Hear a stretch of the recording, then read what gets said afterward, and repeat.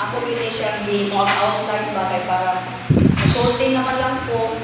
Nang laloy left ba? Praise the Lord. Kini ako ay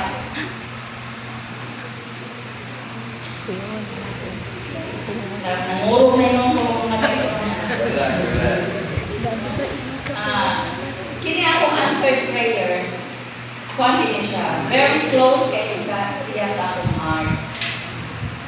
Sa una, permit me maglanis sa akong mama. Dili tungod nga wala na ko siya higugma, kundi tungod kay di hugma yun ako siya maayo. Ang problema lang, sa sobra na akong paghigugma, nahimo na akong controlling. Murag ako na ang inahan, siya na anak. Kaya ang ako nang gusto na ko mamuin niyang kumanon. Muna nga, di na magatugma ako Si mama. Pauna-una, maglakis na guys. Kini, mawala na ang harmony na mabasa sa usap. Unang anak niya na Masakitan Easter, ko ang mga guys. suna. Good. Kaya di mo muna mo akong point punta ba? So muna nga, Paminaw mo. nag-ampo ko sa Ginoo. Akong gihanyo, dili lang mahunod ang among lalis, kundi na masabtan ako siya kung mabalik ang among kalinaw sa usa-usa. Pero I know, ang tupag sa Ginoo, dili pag-usab sa akong mama, kundi pag-usab sa akong kamalingon. Kinsa dahil na. Hinay-hinay, lahi na ang akong approach niya. Mas soft na ang akong pag-response. Mas maminaw na ko sa iyang point of view. O kung gusto na ko nga ako ipaabot ang ako ang side, hinayon ako pag-istorya, hinayon ako pag-explain. Kung kabalo ko mga kaibigan, wala na ilalis na itabo. Amen. Basta sober. Bakit mama niya ko pa ang tanong na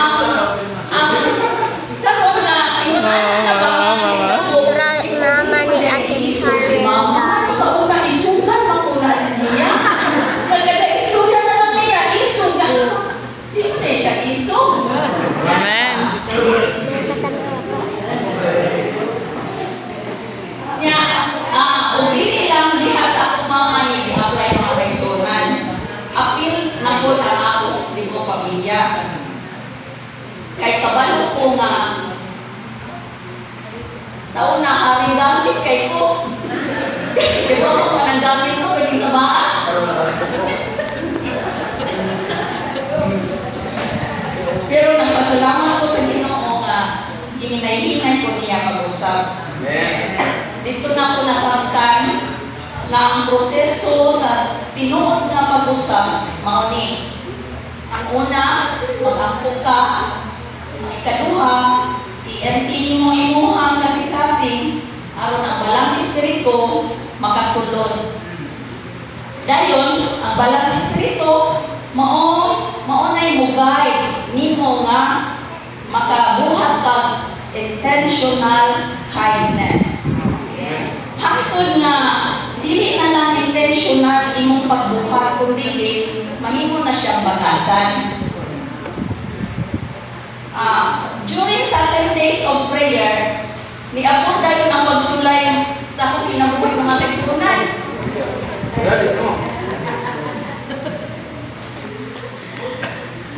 Sa ikaduha pa lang na kagabi sa 10 days, dito na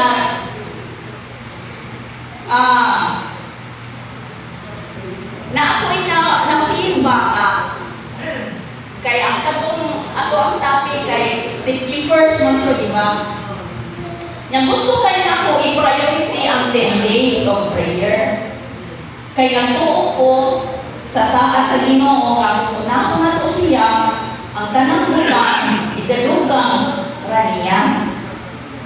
Pero wala na katugma ang una-una ni Charlie.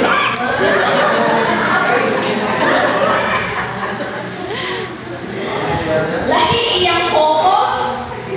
Lahi iyang focus at that moment. Iyang balikaril, gidugong ang utok sa iyang daddy. Tungkol siguro sa pressure sa iyang trabaho, kapoy na kay siya, mentally o emotionally drained. Sa dihang akong i-share akong gusto, iyang tanang reply, mga rebutan, sirado iyang una-una. Mauni, ingon na lang ko na, kunya na lang na mag-storya, kung kalma na ka, kung open na imong mind. Kaya, di naman, kada storya na ako, defensive kay siya. Nya, taas yung tension kayo, taas yung timo. So, mo ito na imong ko nga, na lang mag-storya eh. Mo ito nga, isulog ko sa kwarto, isulog na ko si Karen na, pasudlo na ko iyang daddy kay para makapahuway, ikapoy bitay sa tinood eh. Sawag mo siya natantuan. O mga eksona, na-touch kay ko sa iyang pagsulod. Iyang pagsulod sa kwarto, na-touch kay ko mga eksona. Yatagan ko niyang pulburod, siya peace offering. Dito na ko nakita na God is working. Ang pinaka-importante na akong nasabtan, atong higayunan, bugnaw kay akong puto. O dito ako. Kay kung ako pa ko sa una, sigurado na kung lanis na nila makitabuhan ko.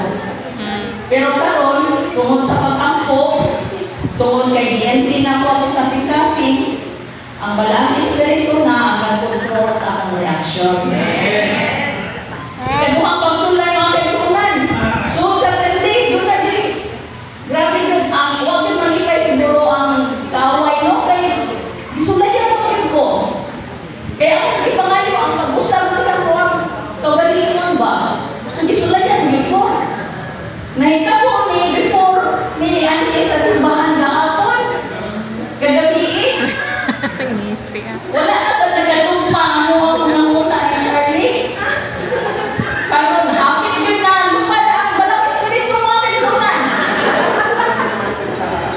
Bayo na lang gani kay nakuntan ang ikog. Tama. Sa bawal niya ako ba kanang gigapos yun niya ang bitawan.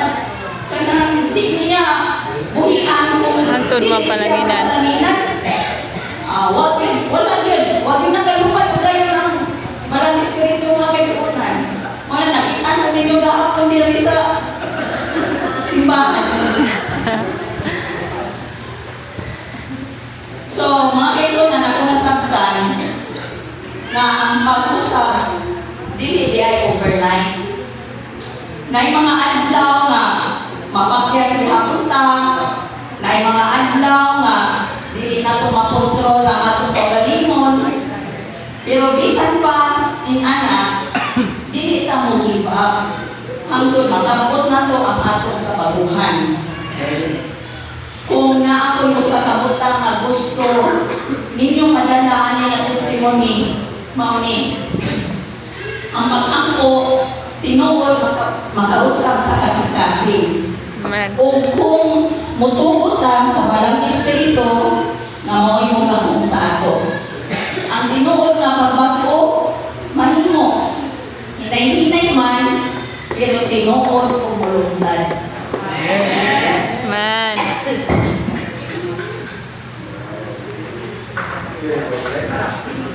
Amen mga kaisunan.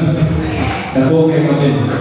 Ay sabang ko na balay pero sabang ko sa nakalinis sa timog. Nalinis ko sa timog ngayon. Pero ang iyang sumagawa sa siya ba is pisa.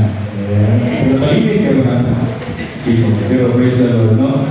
Makita din ang transformation ng and this is your meditation. Isa ng oras.